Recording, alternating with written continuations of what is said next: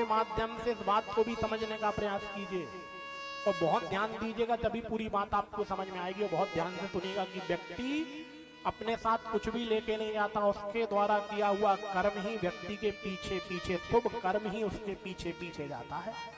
बाकी संसार के सारे साधन तो यहीं पर छूट जाते हैं। एक भाव के माध्यम से इस बात को समझने का प्रयास करना और बहुत ध्यान देना इस बात पे। ये कथा में बहुत सुंदर शिक्षा देके जाएगी, ध्यान दीजिए। देखिए, एक व्यक्ति था, राजा परीक्षित को सुखदेव जी समझा रहे हैं। देखिए, एक व्यक्ति था, उस व्यक्ति की 4 पत्नियां थी। कितनी? 4। तो जो व्यक्ति था ना, वह अपनी सबसे छोटी वाली अर्थात चौथे नंबर वाली पत्नी से बहुत प्रेम करता, बहुत प्रेम करता, बहुत आसक्ति करता। 1 सेकंड तो क्या, 1 मिनट, आधे सेकंड, आधी घड़ी भी अपनी छोटी वाली पत्नी के बिना व्यक्ति रहता ना था। वह जहां भी जाता अपनी पत्नी को अपने साथ में, अपनी छोटी वाली पत्नी को, चौथे नंबर वाली पत्नी को हर जगह अपने साथ लेके जाता। जहां भी जाता 1 सेकंड, 1 मिनट, आधे सेकंड भी अपनी उस छोटी वाली पत्नी के बिना व्यक्ति रहता नहीं था। कभी उसने अपने जीवन में 1 सेकंड भी अपनी छोटी वाली पत्नी को अपने से दूर नहीं किया। और जो उस व्यक्ति की तीसरे नंबर वाली पत्नी थी ना, उससे भी वह व्यक्ति प्रेम करता, परंतु चौथे नंबर वाली से थोड़ा सा कम। उसके बिना कभी कभी वह छोड़ के चली जाती तो 1-2 दिन उसके बिना रह लेता।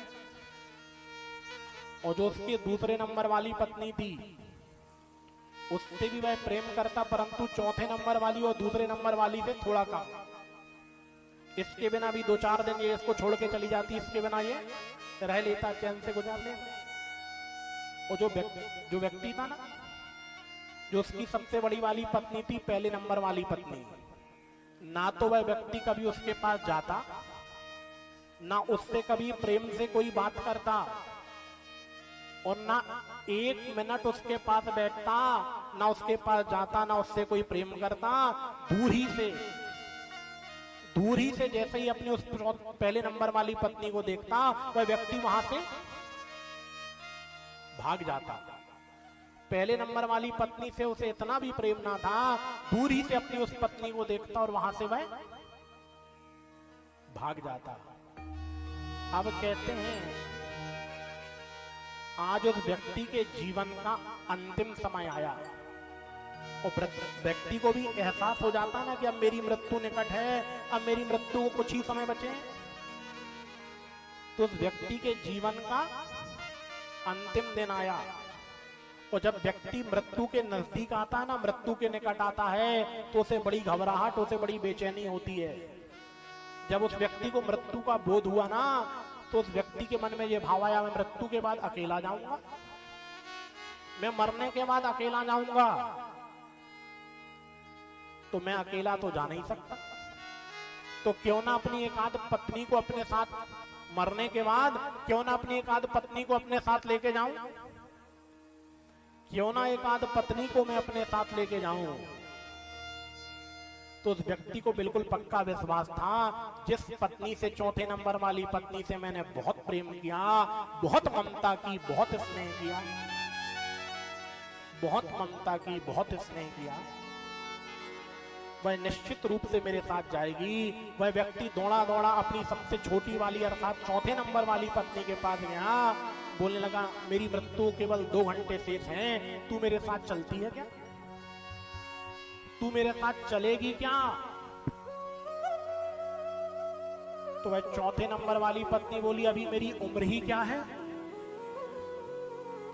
अभी मेरी उम्र ही क्या है, और अभी मैंने संसार में देखा ही क्या है, अभी मेरी उम्र ही क्या है। आप जाइए, आपके जाने में देर नहीं होगी, मैं तुरंत दूसरे के पास चली जाऊंगी। आप जाइए, आपके मरने के बाद मैं 1 मिनट भी, 1 सेकंड भी, 1 घड़ी भी इंतजार नहीं करूंगी, 1 सेकंड में मैं दूसरे के पास चली जाऊंगी। अभी तो मेरी उम्र ही क्या है, अभी मैंने संसार में देखा ही क्या है। उस व्यक्ति ने दोनों हाथ जोड़ लिए, देख मैंने तुझसे कितना प्रेम किया, कितनी ममता की,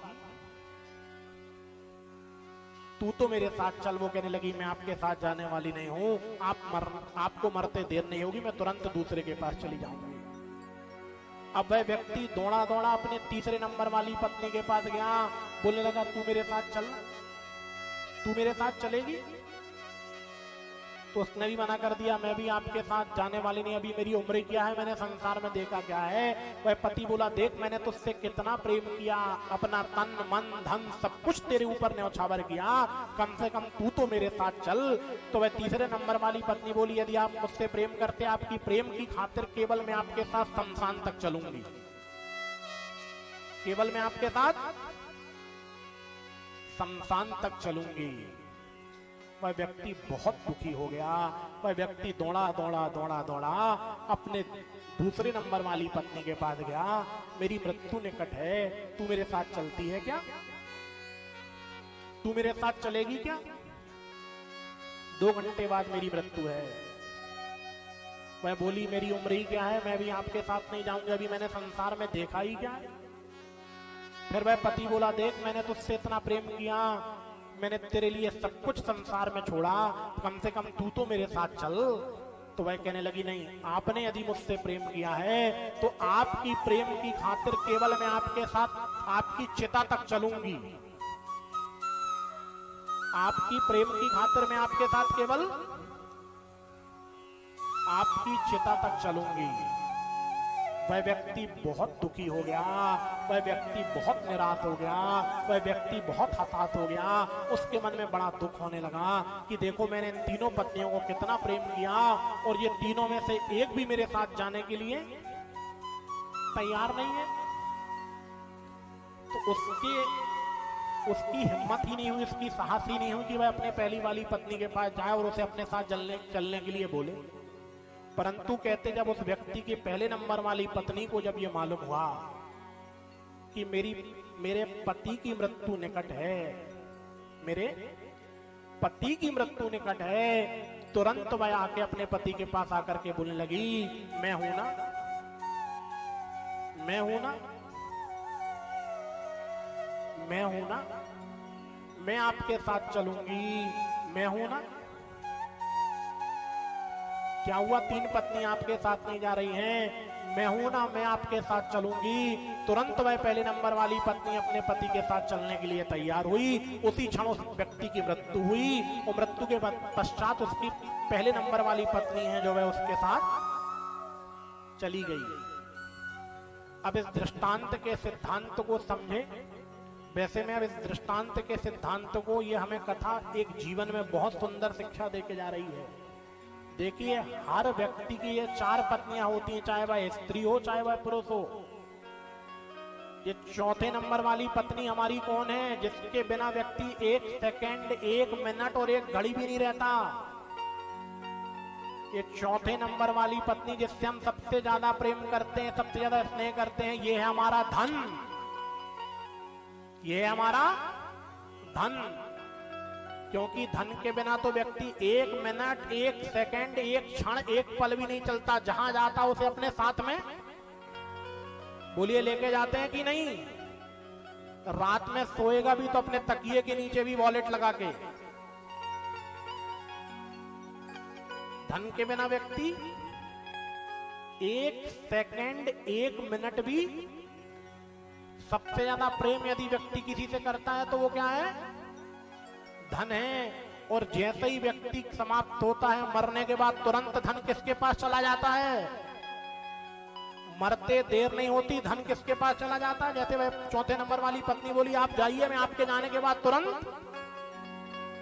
दूसरे के पास चली जाऊंगी। बोली आपका धन जैसे ही आप मरते हैं, समाप्त होते हैं, हमारा धन तुरंत 1 मिनट भी देरी नहीं लगती, सारा धन दूसरे के अधीन हो जाता है। बोलिए हाँ जी की ना जी, हो जाता है ना।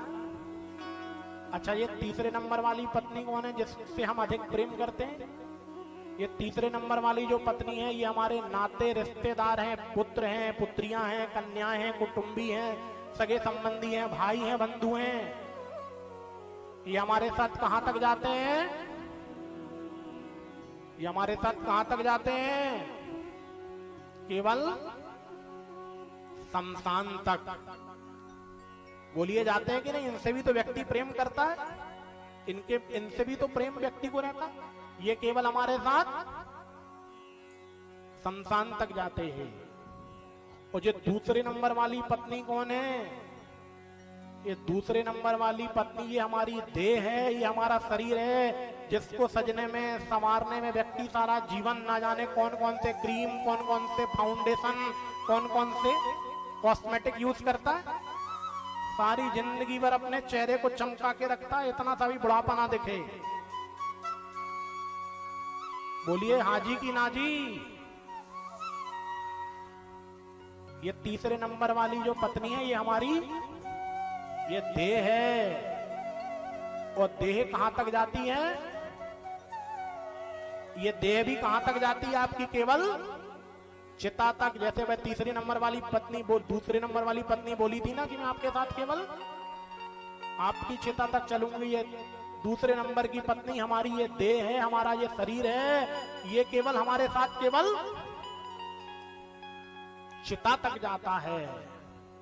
और ये पहले नंबर वाली पत्नी कौन है जिससे हम इतना भी प्रेम नहीं करते? ये पहले नंबर वाली पत्नी कौन है जिससे व्यक्ति इतना भी प्रेम नहीं करता? इसको दूरी से देख के दूरी से हाथ जोड़ के भाग जाता है, कभी इसके पास बैठता नहीं, न कभी इसके पास जाता, न कभी इसकी अच्छी बातें सुनता। ये पहले नंबर वाली पत्नी है, ये है भगवान का नाम, ये है भगवान की कथा। इसको देखते ही व्यक्ति दूर भागता है। और जब व्यक्ति की मृत्यु होती है तो यही हमारे साथ पीछे पीछे जाता है। बोलिए जाता है कि नहीं? जब हमारी मृत्यु होती है हमारे साथ क्या जाता है? यही भगवान का नाम, यही सत्संग, यही मेरे परमात्मा की कथा, यही गोविंद के नाम हमारे साथ पीछे पीछे जाते हैं। क्या लेकर आया तू जग में, क्या लेकर के जाएगा? सोच समझ ले रे मन मूर्ख, अंत समय पछताएगा।